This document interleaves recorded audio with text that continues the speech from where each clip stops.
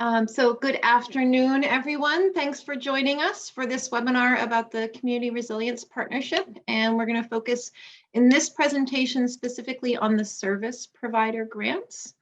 We'll do a little bit of a presentation and then we'll have some time for some questions at the end. I'm going to go ahead and share my screen.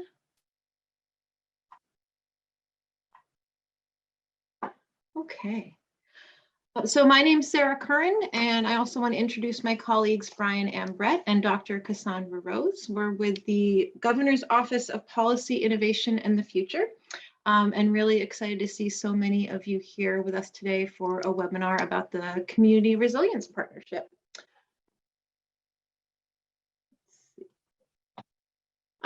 Just a reminder that if you would please leave your microphone on mute during the webinar, it helps to just limit the background noise. When we get to the Q&A, we'll ask you to put your questions in the chat and then we'll call on everybody so that we have a chance to answer as many questions as possible at the end of the presentation. And you can also use the raise hand function if you have a question. If you have questions about the tech or how the webinar works or how to do something that you're not sure how to do, feel free to reach out directly to Cassie, and she is our tech guru for the meeting, and I'm sure she'll be able to help you. So you can chat her directly if you have a question. I want to talk briefly about the Climate Council and the state's climate goals before jumping into the details of the program. Maine has several important climate goals that this new program supports. The first are our emissions targets, and those are established in state law. We need to reduce our emissions levels 45% below 1990 levels by 2030 and 80% below 1990 levels by 2050. The governor has also established a goal to achieve carbon neutrality by 2045. And then finally, the state has a goal to ensure that our people, industries, and communities are resilient to the impacts of climate change, which we are already experiencing. On December 1st of 2020, the governor welcomed the release of the state's climate action plan from the Maine Climate Council. It's called Maine Won't Wait. The Maine Climate Council is an assembly of scientists, industry leaders, bipartisan local and state officials, and engaged citizens. And more than 200 people helped to write the plan. The state's climate action plan has 8 strategies to achieve our climate goals. They are to embrace the future of transportation, including electric vehicles, and by reducing vehicle miles traveled with increased access to broadband, public transit, and opportunities to bike and walk. To modernize Maine's buildings by weatherizing homes and businesses and transitioning to cleaner heating and cooling systems like heat pumps and energy efficient appliances. To reduce carbon emissions in the energy and industrial sectors through clean energy innovation so that we can achieve by 2030 an electricity grid where 80% of Maine's usage comes from renewable generation and 100% by 2050. To grow Maine's clean energy economy and good jobs, because transitioning to clean energy generation and greater energy efficiency offers us exciting new economic opportunities, and also by supporting Maine's natural resource industries to adapt to climate change impacts and take advantage of new market opportunities. To protect Maine's environment and working lands and waters, and increase carbon sequestration, including through the protection of working farmlands and forest lands to keep them working. To build healthy and resilient communities by providing state support for communities to be proactive about understanding, planning for, and acting to reduce their risk from climate change. And to invest in climate-ready infrastructure, including assessing vulnerability and improving design standards.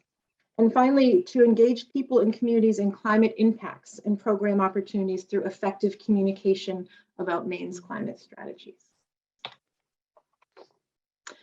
The Community Resilience Partnership is established to provide grants and technical assistance to assist communities in Maine to reduce their carbon emissions, transition to clean energy, and become more resilient to climate change effects, such as extreme weather, flooding, rising sea levels, public health impacts, and more.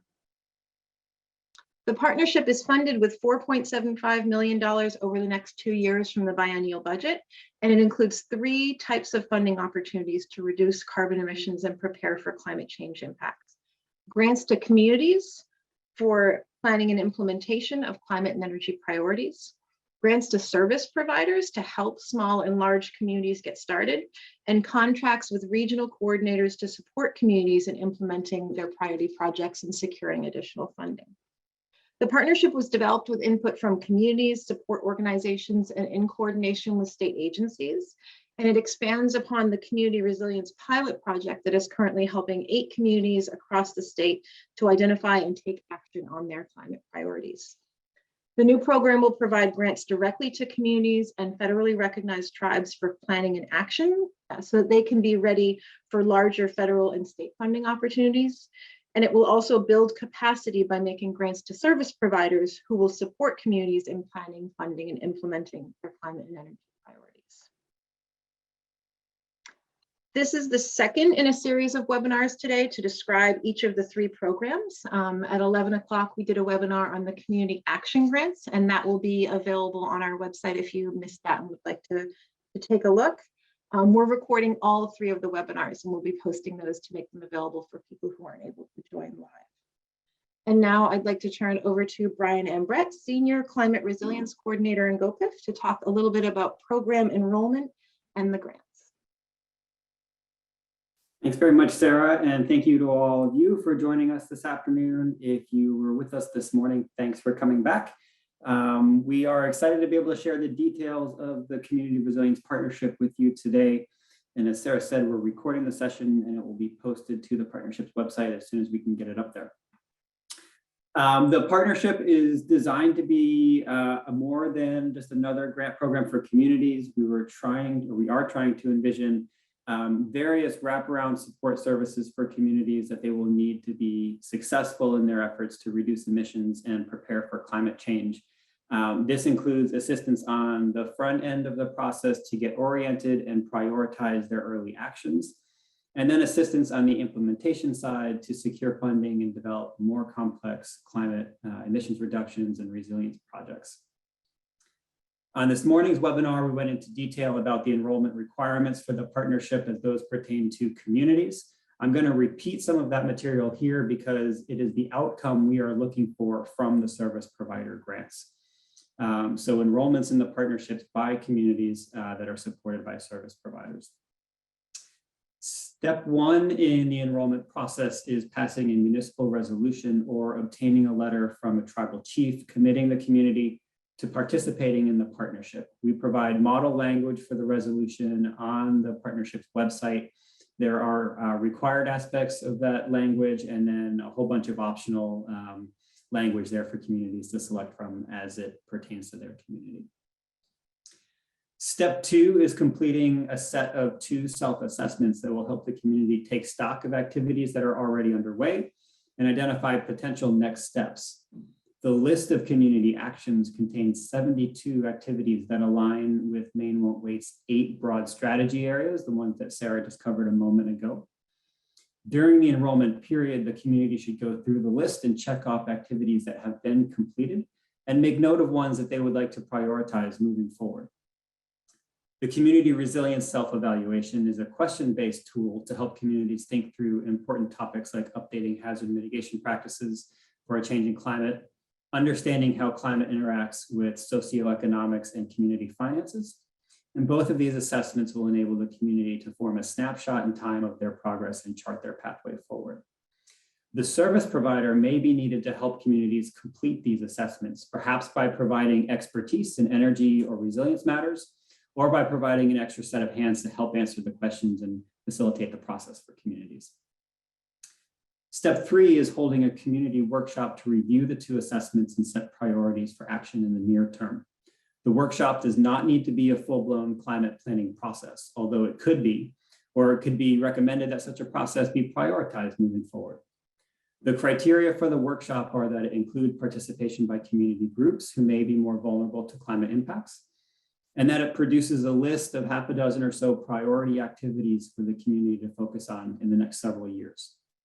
Service providers can help the communities convene and facilitate these workshops, as well as help the group of communities identify opportunities for collaborative priorities.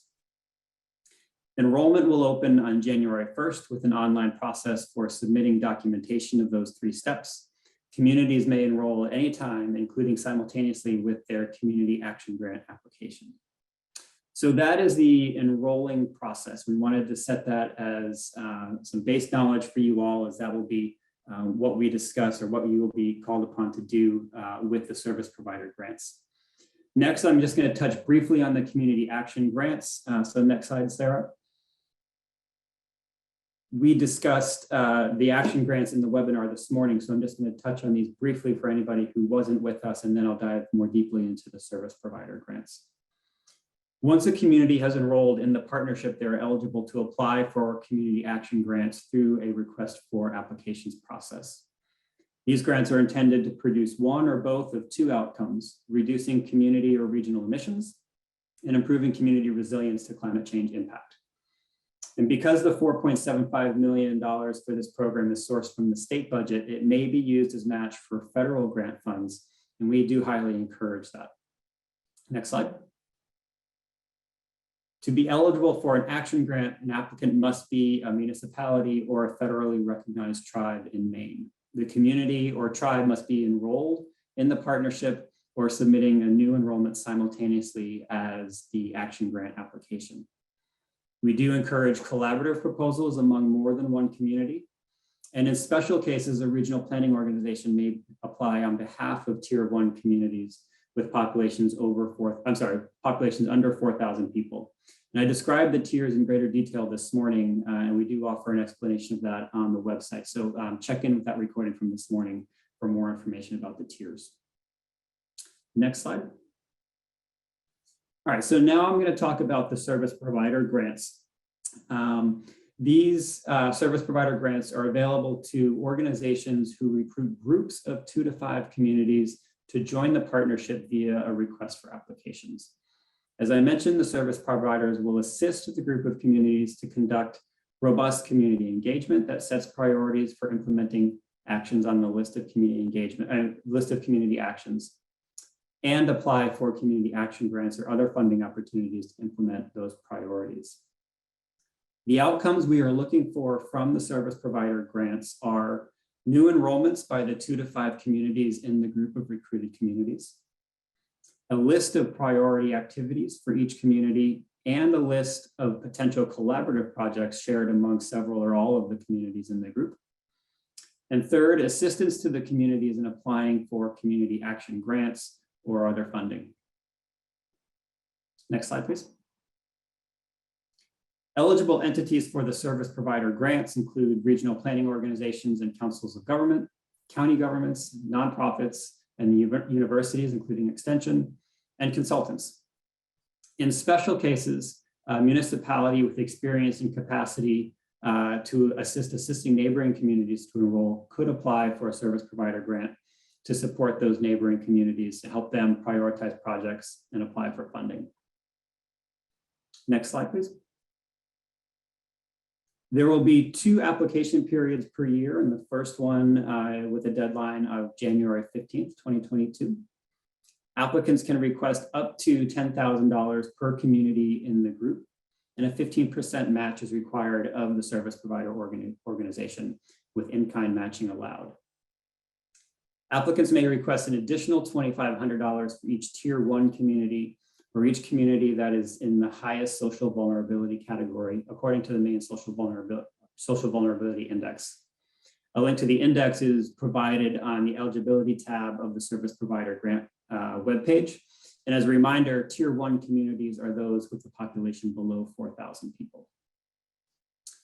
The grant period for the service provider grants is 12 months. Service providers are encouraged to prepare communities for the earliest possible enrollment and community action grant deadline, either the next cycle in 6 months or at the following cycle at the end of the 12-month grant period. In order to ensure a fair regional distribution of grant funds, SCOPIP intends to make at least one award, and hopefully more than that, in each of the 5 regions listed on this slide. Next slide, Sarah. As part of the grant application, the task for the service provider is to recruit 2 to 5 communities and provide letters of support for each of those. And the service providers are strongly encouraged to seek letters of support from municipal officials, local civic leaders, and state legislators. Once the grant is awarded, tasks are to assist communities in the group with completing the pre-enrollment activities, submitting for enrollment within 12 months. Again, either, the enrollment is rolling, so anytime within that 12-month period, and if possible, in time for in 6 months for the next round of community action grants. Again, assisting communities in the group with applying for community action grants and other funding opportunities for their priorities. And then providing to GOPIF quarterly updates, project deliverables, and at the end, a brief case study on lessons learned from the engagement. The service provider is not expected to assist with implementation of any of the prioritized actions under the service provider grant period. Although the partnership with between communities and the service provider is one that in theory could be extended to implementation through a community action grant. So we don't intend for your relationship to end with the communities with the end of the service provider grant, but your duties under the grant are up to enrolling in supporting enrollment in the program and helping communities apply for those action grants. Next slide. The application deadline for the service provider grants is February 15th. And in addition to this webinar, we'll have another formal process for submitting questions, which must be submitted to GOPIF by January 11th, following the instructions in the RFA document. Next slide.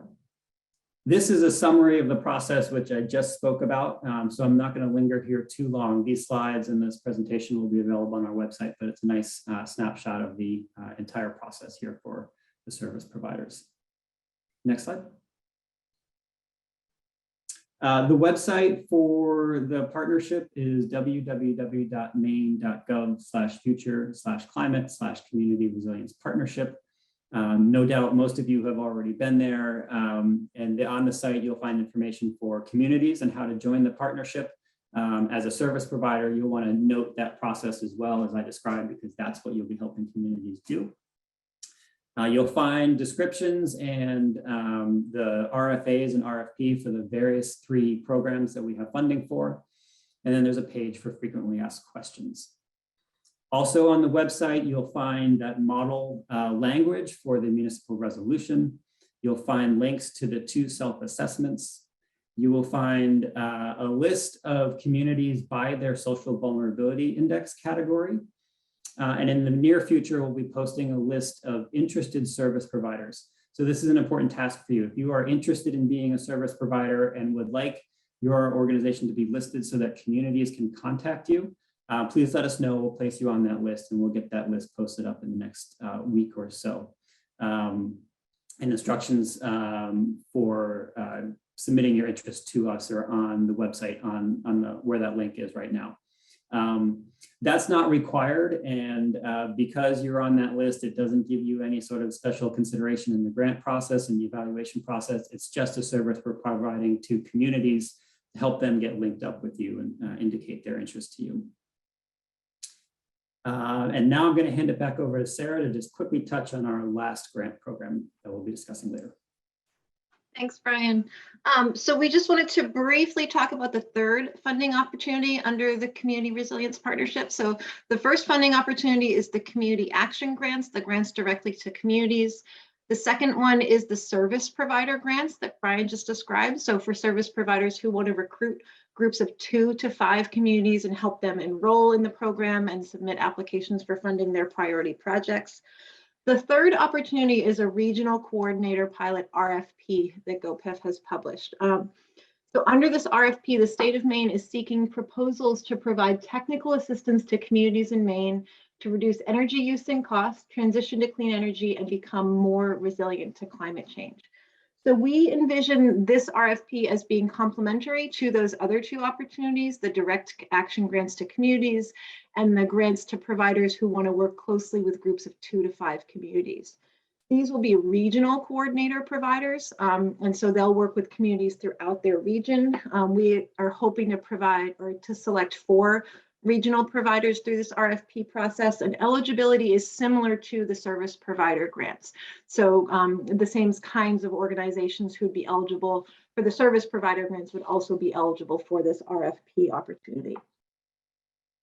Oh, switch over. The outcomes that we're looking for from the regional coordinators pilot RFP are that they will help 12 to 15 communities secure funding and other resources to implement their projects. So we're really looking for these service providers to help with the implementation of the projects that communities identify as their climate and energy priorities. We're also hoping that the pilot project will demonstrate innovative and replicable models for regional technical assistance around climate and energy projects. So this is an RFP that will hopefully select 4 regional coordinator providers. And we're looking for both the outcomes in terms of direct services to communities, as well as to inform future efforts going forward. The webinar for the regional coordinators RFP is at 3 p.m. and you're welcome to join us for that as well if you'd like to.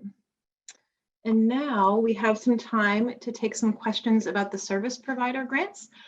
If you would please put your questions into the chat, that way we'll have them recorded. We'll call on you, but it also helps us, we'll be collecting all of the questions that we receive in the webinars today and publishing those questions and the answers to them, so that folks who aren't able to attend the webinar will still have access to the same information. And with that, I will stop sharing and we can open it up for questions. Thank you. Great, thanks, Sarah. So again, if you have a question, go ahead and type it into the chat and we will just work our way through the questions. That way we've got, it looks like about 35 minutes for that. So we're just gonna go ahead and get started. So I'm gonna start with Jen Peters and ask you to unmute yourself and go ahead and ask your question. Hey, good afternoon.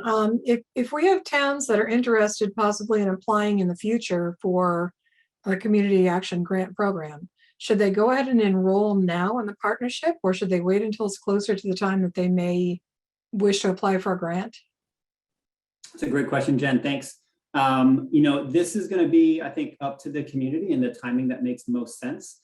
If the community has completed the 3 criteria for enrollment, there's no harm in applying whenever they're ready. The enrollment is open, so any point, it might make sense to get it done early so you're not scrambling to do all of that, plus put a proposal together. But that is all up to you and what works best with your community's timeline. Thank you. Leslie Furnow. Hi, I just wondered if a community in a region has been working on things for a while and is ready to go with a community action grant, but the surrounding communities might need a little more time in order to be collaborative. I guess I'm wondering what's better. Is it better for a single community to apply for what they're ready for, with the idea that there would also be an application from perhaps a regional service provider to help the other communities come together so that there can be more collaboration later? I'm thinking more about strategy there. Thanks, Leslie. I'm going to put that in the same bucket of Jen's question about it really sort of depends on the situation of the individual communities. But I do want to just clarify, are we talking about an action grant here or the service provider grant? Well, what I'm asking is, I guess I'm asking whether a community can apply for the community action grant and a service provider apply for the service provider grant, because they're doing slightly different things. One is an organization that's small on the ground that's ready to go in a community, and one is helping the region or other communities to pull together. I see what you're saying. Yeah, it's a bit of a special case. So remember that to be eligible for a community action grant, you would have already had, as a community, you already have to complete the enrollment process. So by definition, you wouldn't need the assistance of a service provider for that. But what you're asking about is whether that community could participate in some kind of regional effort under a service provider to influence that whole effort. That makes sense to me. It might not behoove that community to participate directly as a participant in that service provider grant, but they might be a partner. So we probably wouldn't award a service provider the $10,000 for that community that's already enrolled.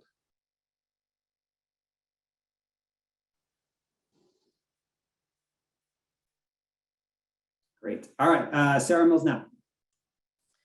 I was wondering if you could talk a little bit about how you envision the service provider working within the structure, like with the regional coordinator role, and if there is overlap and what that might look like, and also if one organization could be both a regional coordinator and a service provider. So Sarah, good question. I'm going to tackle the first half of this one and then punt the second half of your question to the presentation this afternoon at 3 o'clock. Sure. But we do anticipate that there would be some work collaboration between the two. Just recall the distinction. The service providers are really working with communities on the front end to enroll in the program and identify what those priorities for the community and for their region are going to be. And then the regional coordinator is focused on the implementation end, helping communities get funding for and implement those priority actions. That doesn't mean that there shouldn't be any overlap, but there are two distinct roles that we envision for the two different types of providers there. And so what we could envision, though, is a regional coordinator working to organize groups of communities into a cohort and then helping them get connected with a service provider.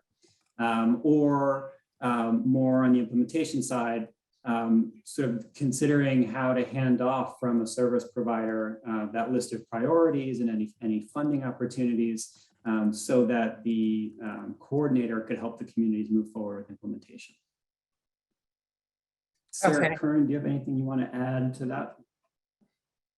No, I think that was really good, Brian. I think the only thing I would emphasize is the part about Sarah's question about how ideally we're building a network, right? Where there's capacity being developed at the local level and at the regional level, and that will take some time to do. But we certainly anticipate, and we'll talk about it more on the 3 p.m. webinar, interaction between, the service providers who are working with groups of 2 to 5 communities and the regional coordinators, so that we're all collectively working to build the capacity that's available to support local communities.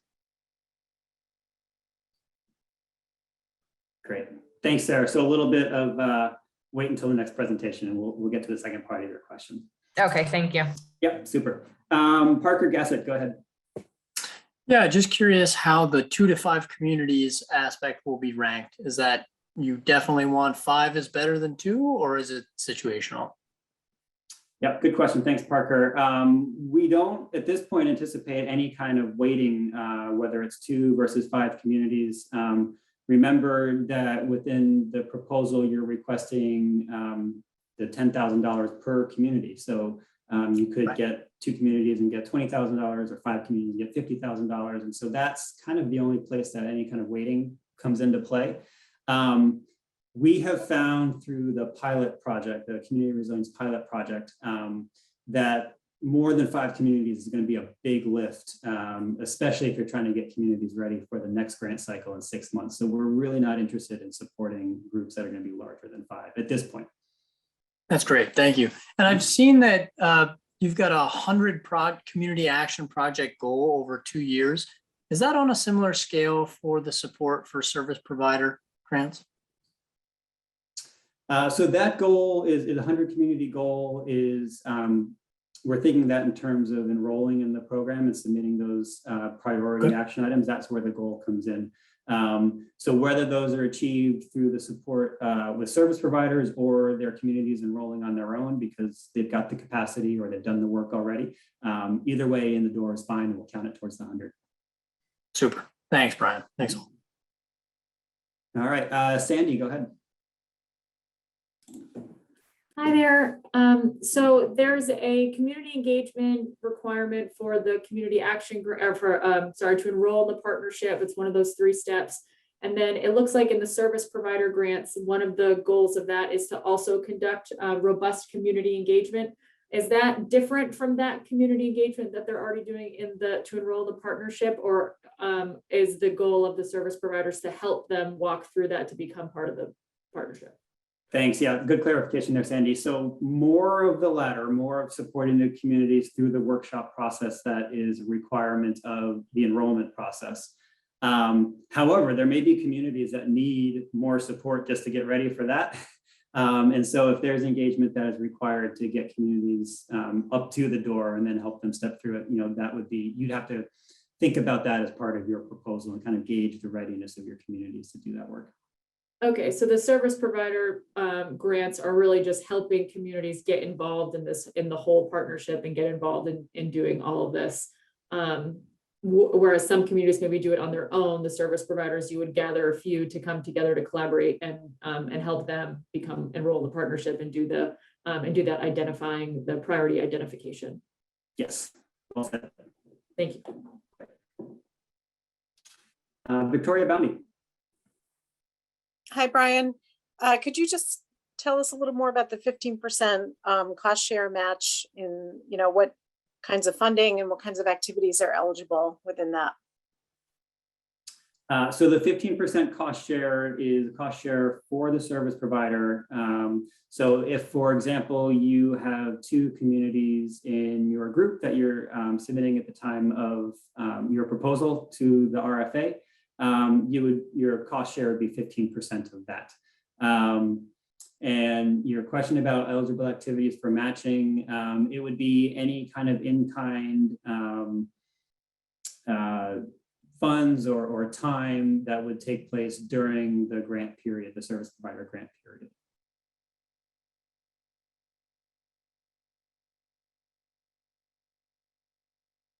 Does that answer your question, Victoria? Yeah, any restrictions on types of funding that's included as part of the match? None that I can imagine at the moment. Sarah, do you have any?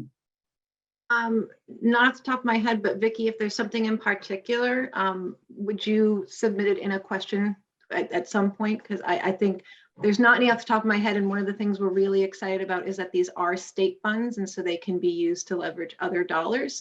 But we did anticipate that the in-kind would be provided by the service provider. Okay, thank you. All right, thanks, Victoria. Sandy, you've got a comment here in the chat, but it looks like that was a correction maybe to your previous question. Okay. Jen Peters, go ahead with your question. So on the notes that I had written down from reading the RFA said that the service providers would be providing assistance to a group of communities to prep for and enroll in the Community Resilience Partnership, and then apply for grant funds to implement priority climate and energy projects. So with the different, if you were working with 5 different towns, would they all be expected to be working on a similar thing? So if you look at, would they all be doing climate resiliency, or can they be individual projects and just, the service provider works with each of them individually? Yeah, thanks, Jen. Both would be great outcomes. So if at the end of the process of working with your communities, you've got a collaborative idea that several of those communities would like to pursue through a community action grant, then your support could be in helping them generate that collaborative proposal. If they've all got priorities that are different from one another and it doesn't make sense to pursue any of those collaboratively, then the support would be for the individual applications to the community action grant program. Great, thank you. Mm-hmm. Sarah Mills, no. Yeah, you mentioned, I think in the RFP in here about the intention to select one service provider per the 5 regions that you identified, but are the service providers then expected to represent communities throughout the region you identify, or can they focus only in one county or one particular region that they serve? So our intention is to select at least one service provider within each region. We hope that this is well subscribed to and we get more than that. And no, a service provider is not expected to serve the entire region. so for example, in your case, you all serve Cumberland County and little pieces of other counties. Your service area, communities in your service area would fall under the region, whatever region they're in geographically. No, the expectation is not that you're serving the entire region for the service provider grants. Okay, great, thanks. Parker, go ahead. Yeah, just curious about the sequence of, will the winners for service provider awards be notified before the community action grants are due on March 22? Good question. It's conceivable. It depends on how many grants we have to review. And I think to make the timeline manageable, we'd like to make that the case, but we're not able to commit to that at the moment. I'm trying to think about why that would be important, though. I could understand the other way around, but is there something specific here you're trying to get at? Yeah, depending on the way a service provider grant is written, if some of those funds are really to be used for community planning in general, then I can picture a sequence where communities say, well, let's not apply for March 22. Let's do the one that's 6 months later, but have 6 months of support for planning exercises that lead up to our second phase enrollment. And overall, that would put their total income for planning and community action grants slightly higher than just applying in the first place for a community action grant. But if they find out that their service provider award was not successful, then they just have to wait without that support. Yep. Yeah, that's just the case. That's a bit of a gamble there, right? So we'll stay tuned. If you officially decide that yes, service providers will hear back before March 22, it would be great to know. And otherwise, we'll just know that that is the gamble. Great. Thanks, Parker. Yep. All right. I don't see any other questions in the chat. We'll just leave it open here for a moment to see if anything comes to anybody else.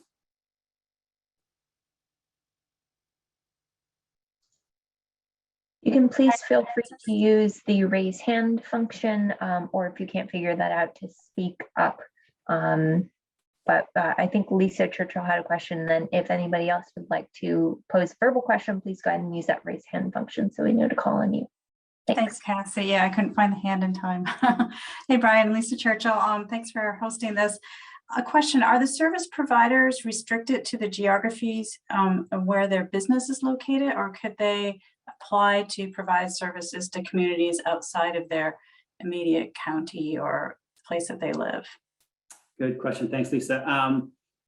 Yes, I could see where a service provider might want to sort of be considered statewide. I think it would be important, though, for you to have some kind of relationship with those communities so that they are able to, the idea is that service providers can be that trusted partner in the program. And so, just be cognizant of that. But there's nothing preventing an organization from being considered statewide.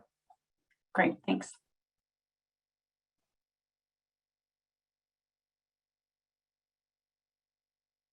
All right, Alan, you've got a question in the chat.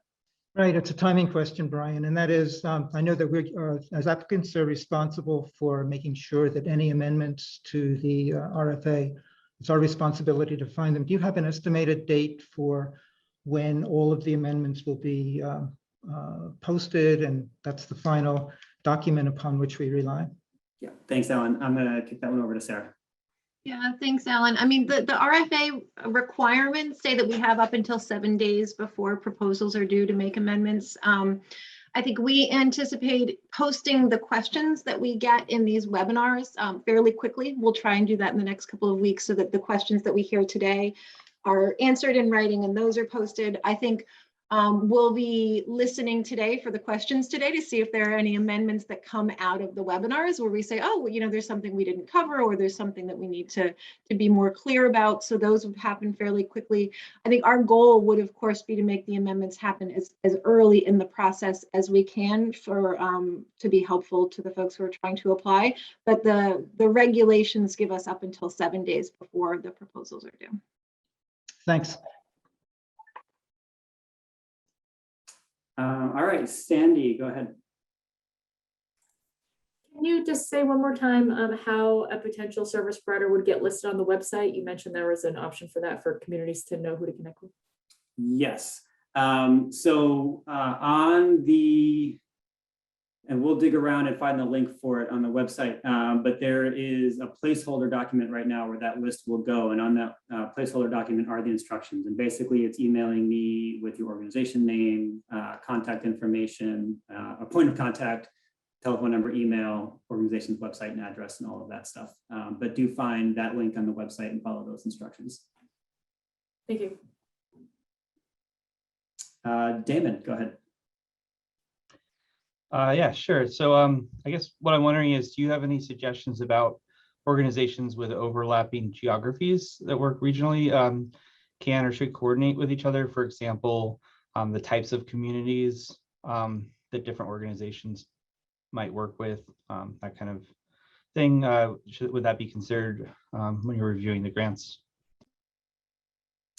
I mean, we encourage partnerships that help share good practices and transfer knowledge across regions or types of organizations and towns. I think how we review that in a proposal would be sort of subject to the criteria that are in the RFA. So I'm not really going to comment on that because I don't have the specifics of your situation, but it's that those kinds of partnerships are something that we encourage because it does help, share information and practices across the state. Jen, I think you've got another question. Yeah, you've got your hand up. I do, thank you. So if someone who is or if an organization that is a potential service provider that's applying to become a service provider assists a community with applying for first round of funding in the Community Action Grant Program, since they would be doing that work before they're approved, but they're still helping a community do this work, can that count towards the match requirement? Or no, because it's done before the grant is approved? Yeah, so I think there's two things going on in your question there. No, because that's work being done before a grant would be awarded. But also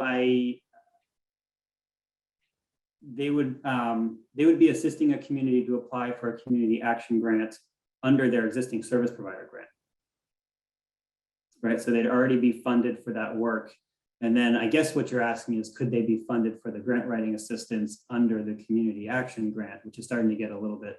No, I mean, if a community is applying to the Community Resilience Partnership. Okay, so if a potential service provider is assisting a community in doing that, I'm sorry, I got my terminology confused. Because if a town wants to apply in the first round of funding, they need to apply to the partnership before the grants are made for the service providers. Does that make sense? Yes. Okay. Right. So the communities that, in theory, the communities that are applying for action grants in this first round are communities that have probably done a good amount of work already. And so you're right, there won't be any grants available to service providers to support the work over the next 2 to 3 months for towns that are enrolling. And to answer your question, then no, that's not retroactive to any awards that will be made in February or March. Thank you. Mm-hmm. Randall, go ahead.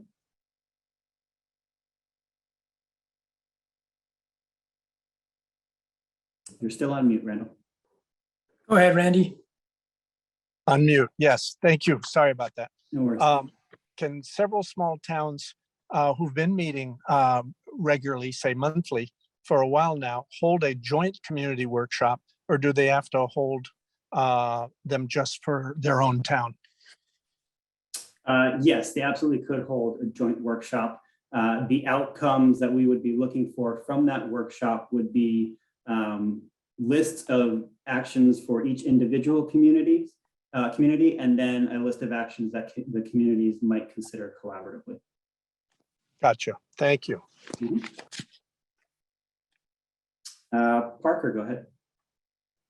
Yeah, just curious about your insight on how selected service providers can keep sharing information or stay attuned to each other's progress?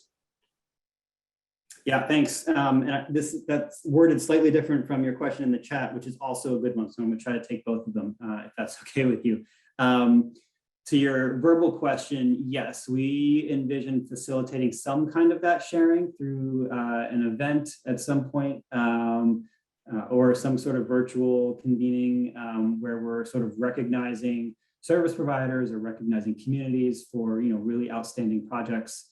So some sort of facilitated convened sharing that way. We hope that our network of regional coordinators will help share that information as well. So there's probably lots of different ways that a network could evolve out of this and support the kind of best practice sharing that you're talking about there. And let's see, I think I also answered the question in the chat. Did I answer both those questions? Okay, good.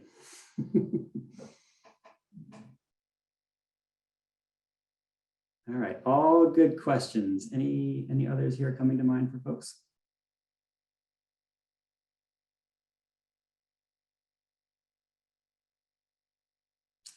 All right, then I think I will pass it back to Sarah to finish us up. Thanks, Brian. So thanks everyone for joining us this afternoon to talk about the service provider grants. I'm just going to remind you to please go to the website if you haven't, because there is lots of additional information there. There are the actual applications, there's frequently asked questions, there are all of the documents to support the community enrollment process. And then if you find that you still have questions after reviewing the documents and coming back and having participated in the webinar, attached to each RFA is a form to use to submit written questions, and I would encourage you to do that as well. And so similarly to how we'll do with the questions we got today, we'll publish answers so that everybody can see the questions that everybody else has asked and you all have access to the same kind of information. So I would just encourage you to take a look at the website and see if there's more information there for you. And then also you can submit additional questions using that form. And then the third thing is just to invite you, if you'd like to join us at 3 p.m. for the third webinar today. And I see several of you who've joined us for both already, but the third one will focus specifically on the regional coordinator RFP. And we're really excited about these 3 different funding opportunities and how they can be complementary. So Brian, anything you want to say in closing? No, thank you all for joining us. And we really look forward to the work that you're going to do with communities. It's really important, and we're really glad to be able to offer this kind of assistance to communities. All right. Thanks, everyone.